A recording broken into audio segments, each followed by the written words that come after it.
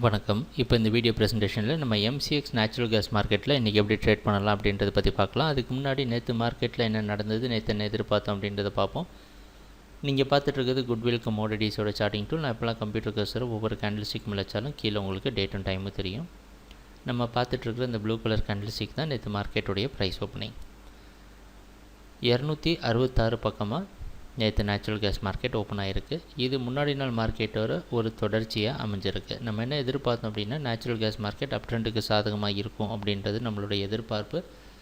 அது மட்டும் இல்லாமல் நம்ம கவனமாக இருக்க வேண்டிய இடம் என்ன அப்படின்னு பார்த்தீங்கன்னா, இந்த 266 அப்படின்ற இடத்துல போன வாரம் வியாழக்கிழமை இன்வென்ட்ரி ரிப்போர்ட் வந்த சமயத்தில் இந்த இடத்துல ரெசிஸ்டன்ஸ் எடுத்து அடுத்த நாள்லேருந்து மார்க்கெட் கீழே கொஞ்சம் ட்ராப் ஆச்சு அப்படின்றதையும் பார்த்துருந்தோம். அது எந்த இடம் அப்படின்னா இந்த இடத்த தான் குறிப்பிட்டு சொல்கிறோம்.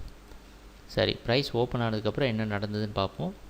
ப்ரைஸ் ஓப்பன் ஆனதுக்கப்புறம் பார்த்திங்கன்னா மார்க்கெட் ஓரளவு இந்த இடத்துல அப்படியே கன்சால்டேட் ஆகி நின்றுட்டு இருந்தது.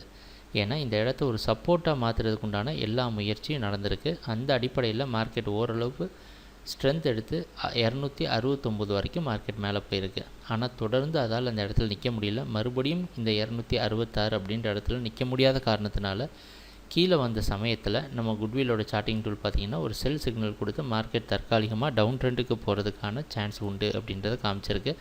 அந்த அடிப்படையில் 263 வரைக்கும் நேச்சுரல் கேஸ் மார்க்கெட் கீழே வந்து 263.5 அப்படின்ற இடத்துல க்ளோஸ் ஆகிருக்கு. இதுதான் நேற்று மார்க்கெட்டில் நடந்த முழுமையான ப்ரைஸ் ஆக்ஷன். சரி, நம்ம எதிர்பார்த்த மாதிரியே குட்விலோட சார்ட்டிங் டூல் மிக அற்புதமாக நமக்கு ஹெல்ப் பண்ணி நம்மளை சரியான பாதையில் வச்சுருந்தது அப்படின்றதுலேயும் நமக்கு சந்தேகம் கிடையாது.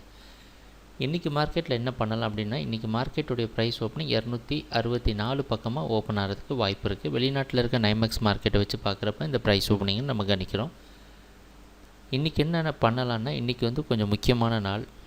நேச்சுரல் கேஸ் இன்வென்ட்ரி ரிப்போர்ட்டும் இருக்குது. இந்த 262 அப்படின்ற ஜோன் வந்து ட்ரெண்டை ஓரளவு முடிவு பண்ணுறதுக்கு தன்மை வாய்ந்த ஒரு இடமாக அமைய போகுது.